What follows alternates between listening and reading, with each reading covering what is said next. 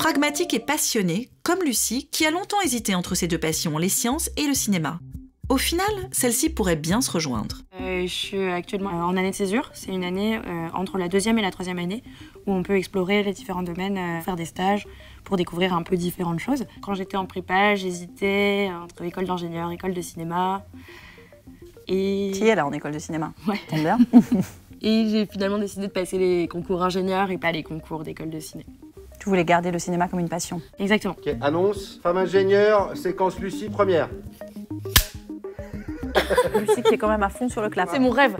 Action. J'ai toujours su que j'allais faire des sciences. Depuis aussi loin que je m'en souvienne, le gros kiff, c'était aller au Palais de la Découverte, à la Cité des Sciences.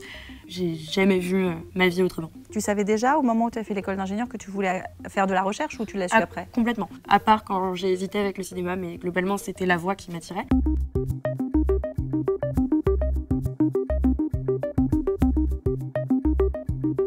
Gélatine. Ça s'appelle des gélatines.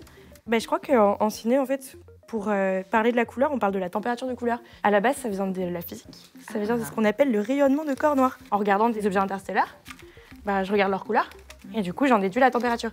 C'est la loi de Wien. Et c'est même par la couleur qu'on mesure la température des objets interstellaires. D'accord. Je sens qu'elle va nous faire un film de science-fiction. De science. C'est possible.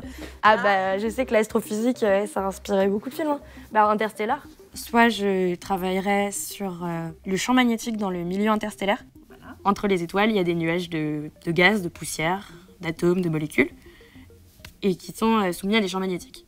Voilà, ça c'est une possibilité. Et on m'a aussi proposé un autre stage qui est d'étudier l'activité cométaire autour d'une étoile qui s'appelle Beta Pictoris. Là, j'ai fini le mois dernier un stage de 6 mois sur la détection des comètes autour d'étoiles lointaines. Et là, je travaille sur l'analyse de ces nuages de poussière qui existent entre les étoiles. D'accord. Mis à part les sciences, on a la Fémis quand même. Ouais. Donc, un petit mot sur le cinéma. J'ai créé un ciné-club l'année dernière. Ah, tu l'as créé? Raconte. Alors, en première année, on arrive, on découvre, waouh, c'est magnifique, c'est une école d'ingénieurs. Ensuite, en deuxième année, on reprend les associations.